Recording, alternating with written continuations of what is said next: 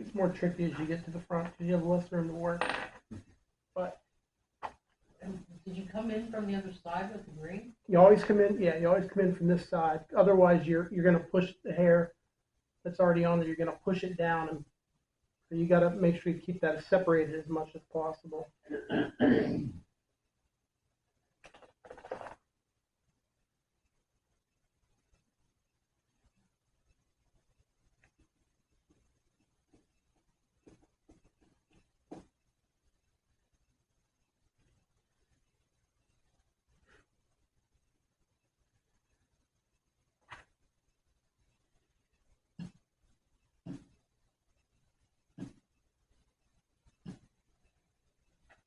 Have you ever broken your thread doing that? No, this stuff's pretty hard to break, but I've actually pulled my thread up and then lost my deer hair. But Well, I meant actually, like when you're pulling it down, you haven't broke it. I've not broken the GSP. Wow, that's good. You could break, like I said, the Danville, Mm-hmm. pretty easy. Yeah, if you're breaking GSP, Yeah. you might break the hook shank. Yeah, you'll break the hook before you break GSP. GSP is good stuff.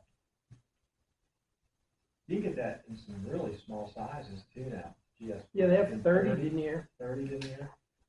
And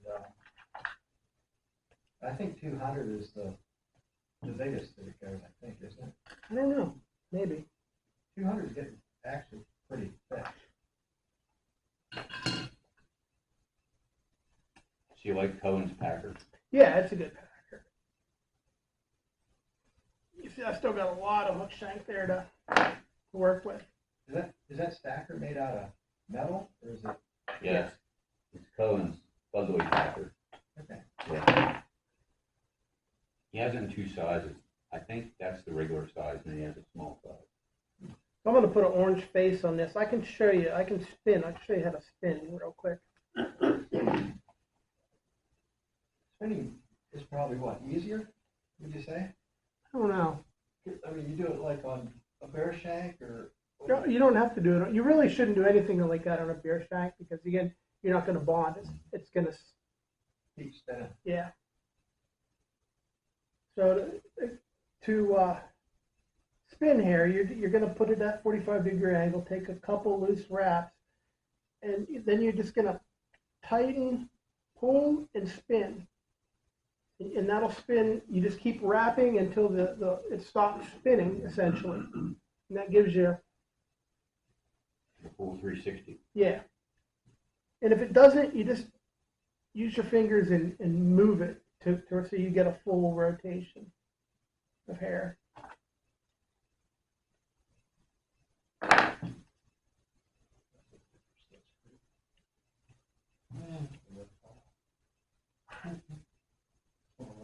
I know. Oh, I know. I don't remember the fire.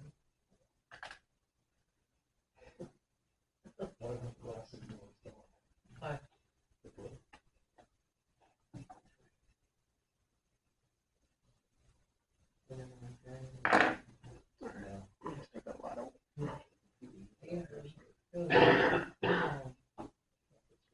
The bad thing about spinning is you really can't put a lot of deer hair on at a time. Or stacking is you can really put a ton of hair on here. Like I said, we've still got tons of room in front. Tons of room. So we're gonna see if we can fill that up with a bunch of hair here. That was the one thing, Bob, when we saw Dave Whitlock years ago. Mhm. I couldn't get over how he could just keep stacking on the top. I mean, it looked like the whole book was done anyway. And he was still. That's the way Cohen is. I mean, you'd think he's done. And he put on 4 more bunches. Yeah. It's like, it looks like there's no room, but apparently there is.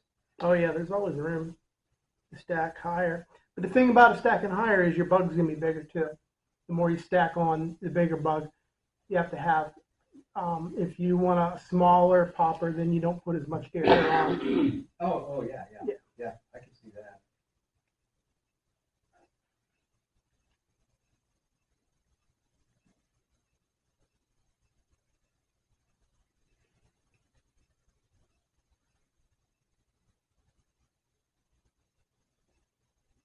Do you have a way of threading rubber legs through the? Yeah, I just use a threader, like a latch hook. Yeah, they make Tony, they make one that you can, I can't think of what it's called right now, but it's got a big wooden handle with an eye on the end that you can just shove it through, grab a hold of your rubber, pull it back through. Oh, okay, just put it through the eye and just pull it back. Yeah, you can thread it right through the body.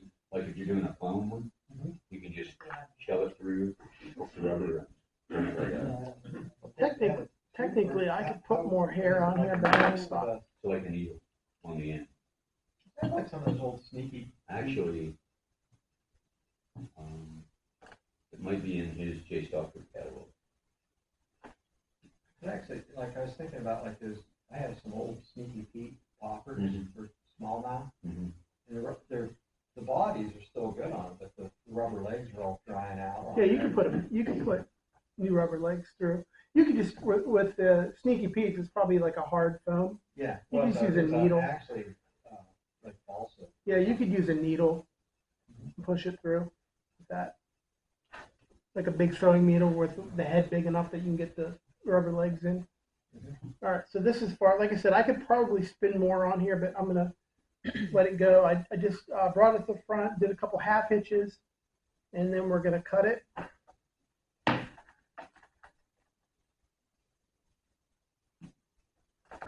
And then what I do next is, so this is, I just check it. I make sure everything's kind of, all my dots are lined up. Everything looks good, which it does, surprisingly. And then I'll take it out. And then my next step is I glue the face. I use a bunch of this glue. And then I just glue the face up. Saturate that front with glue.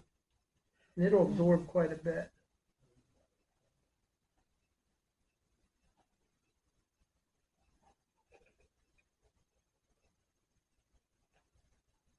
And I have these templates that I've made. I've 3D printed. And they're just a disc with a hole in the middle for the eye. And I'll take a piece of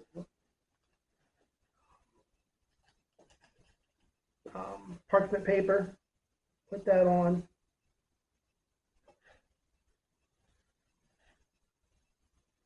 Put the disc on.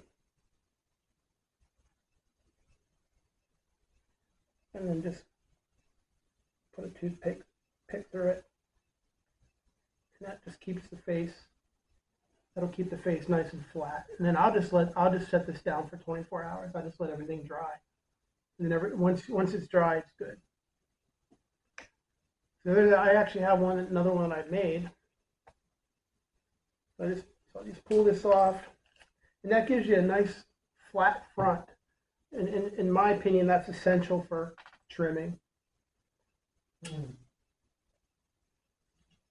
in order to trim, now these templates, I also use them for trimming.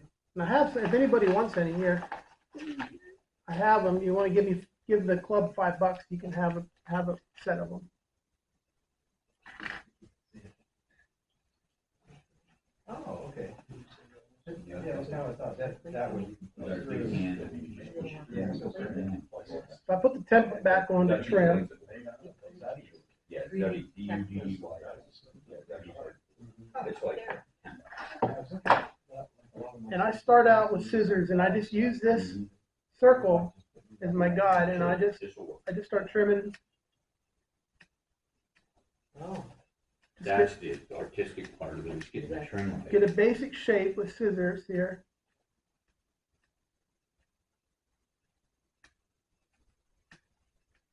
And this is where everything comes to life. This is also where you see all your mistakes, but really isn't any mistakes with these things. And then I'll start to taper.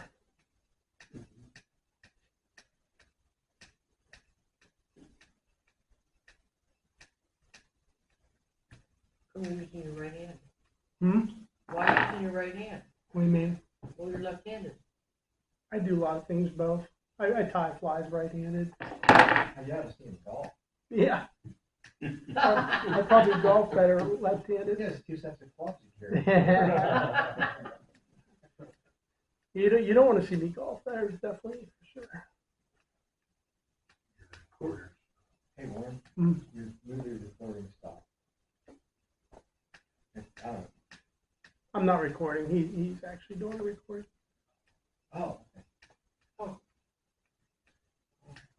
You are recording. So you get a basic, huh? You are recording. I am? Yeah, So you get a basic didn't- shape. Didn't it come up and say, it stopped for a second? Yeah, it'll time out after a while. So you get a basic shape with the biggest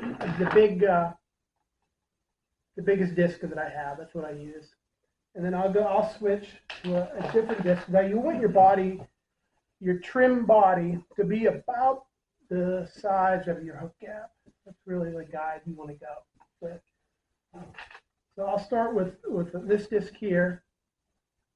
Again, a circle disc. I'll put it on.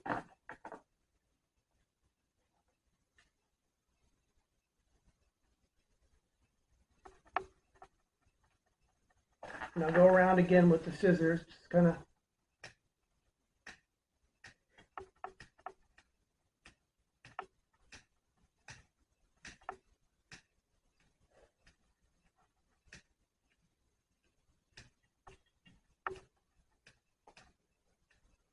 And then basically after that, then I go with a double edge razor blade.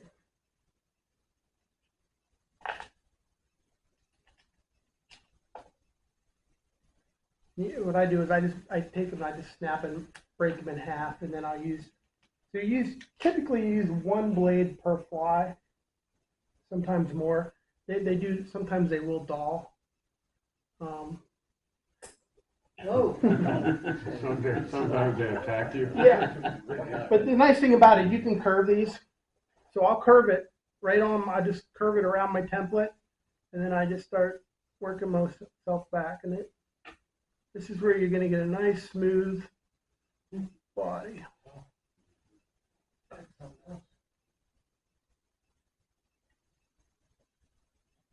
And you will cut yourself sometimes, occasionally. Yeah, that curving the razor blade isn't as scary as you think it is, No. once you get used to it. I've got a tool that will from, Yeah, you get a tool for it too. Yeah. Is there a way to find those blades? I'd shave with them, but I haven't been able to I find buy them on Temu. Okay, I buy them for like $4.95 per 100. okay. Yeah. But you got to be careful which ones you buy on there, because I bought some and they weren't sharp at all. They were like super dull. I threw them away. Yeah. But this brand, Matic Gold, I'm not sure. It's a Swedish. It says it's from Sweden, but you buy it from China. And they seem to be pretty sharp. I used to get them right in now. I can't find them. Yeah, you can get them at Walmart. Walmart, yeah, I was gonna say, because I bought them at Walmart. Those ones at Walmart are actually pretty nice. Or Wilson, or what am I thinking, Wilson? Do they make a double edge, Wilson? I forget the name of the brand at Walmart, but Pretty nice. they're just not they're not the cheapest there, Yeah. But if you only need a few of them, like I go through tons of these. Yeah, the thing about it is when you're doing that, it doesn't take very long before they get dull. yeah. No, this one's already starting to get dull. Yeah, I mean, you could get maybe, 2 flies? Not even one blade per fly. Sometimes more than one blade. Yeah, but, that's a lot denser too. Yeah, the more dense it is, the easier it's going to dull. You start that, and then now take my scissors and I'll work around the edge here. Sorry to miss that. Where do you get the discs? I make them. You made them. Yeah. It's like they're 3D. You made it like you have a 3D. Yeah, I designed them and printed them out. It's not my original idea. I actually bought a set from that Steve Washer, Oh, did you? but his have handles on them, and I didn't like them. Yeah. Because they got in the way when you're trying to trim. So I just took his measurements and then made my own discs. Ooh. So you have different size discs? Yeah, they're different size. Yeah, Okay, real so- tiny to real big. Oh, okay. It's about any size you need, really. Like you said, that's a cool way to I mean, like you say, use it as a template, you can work off of that. shape What do you do, down. put a little pin on it in front of that? Yeah, just a Yeah, yeah. toothpick, Okay, and it keeps everything consistent. Yep. That's what I like. that's nice. So this is how you make your Goddard caddises too? Nah. I make them So by going up to the fly stop, paying $1. There you go. I didn't stop in to see if they carry ginger quills on. All right, so this blade's no good anymore. So we're gonna go to the other half. So we may need more than one blade for this one. And again, we're just gonna keep working down.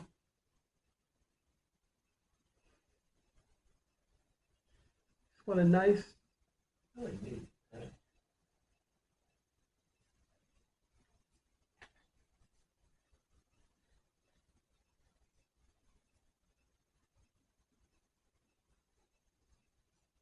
okay, get a basic shape that you like. Now, Could you tell this, I just wanted to see the dots, how the dots Oh. work. Okay, pretty cool. so then I'll take this off now, and I also made them the same sizes, but with a flat bottom. So then I put that on.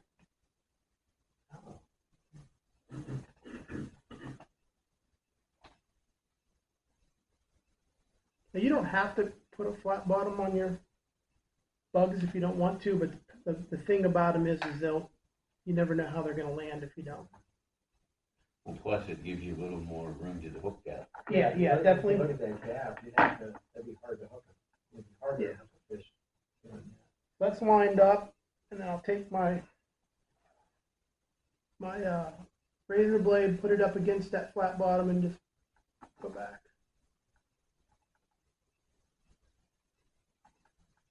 This is where you don't want to get too close to the hook shank, or you'll cut your thread. You can go quite a bit.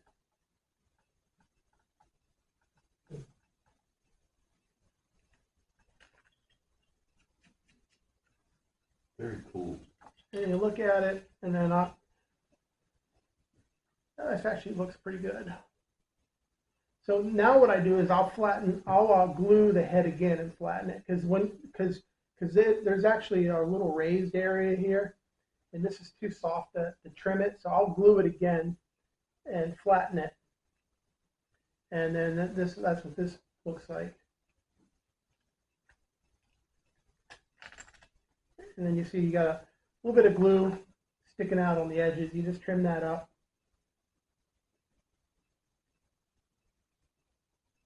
I'm just doing this quickly as I can here. So what do? You put a layer of glue on that front layer of hair Yeah, to stiffen it up. stiffen it up.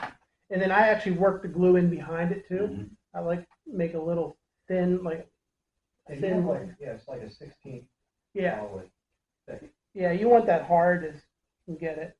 Now let's trim the edges with the.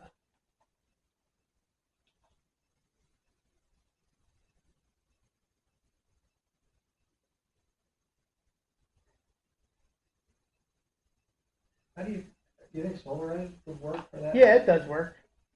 Yeah, It just, you use a lot of it though. I mean, it's fast, because you can just put it on there with a light and you're done. Yeah. Now another thing that I use is this 527, this Beacon 527, and it works good. It dries a lot faster. And it doesn't, some of the stuff that I bought that's acetone based, it's stringy. Like, so you put it on and you pull it in, you got string like spaghetti coming. This stuff doesn't do that. This is really good stuff to use. What's that called again? Bond 527, made by Beacon. Oh, You okay. can get it at any Walmart or anywhere. But that's actually what Chris Helm always used. Oh, That's where I learned about that. That was his glue of choice.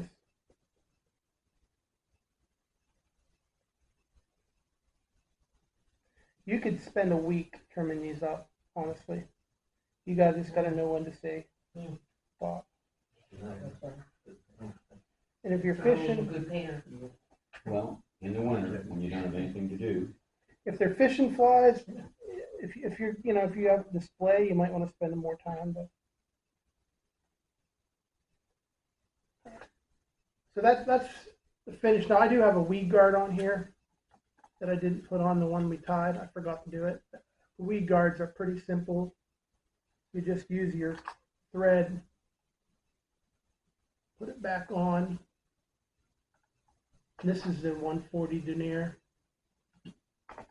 And you bring your weed guard around, and you want that to be basically, you want to be go directly behind this. This vise isn't great for weed guards, but you want right behind and just a little bit underneath the shank. Mm-hmm. That's how you want it. Then I'll fold that, mark it,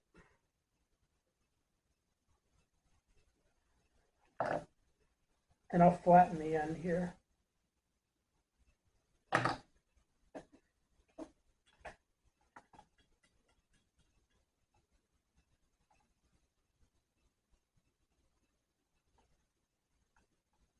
Essentially, you just tying it in.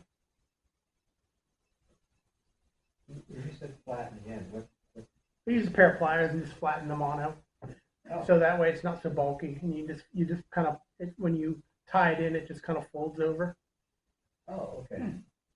And then I'll leave a little bit of a tag, and then I'll take a cauterizer, and I'll just hit that mono, and then just push it down, and it kind of creates a little ball at the end, and it's not going to come out.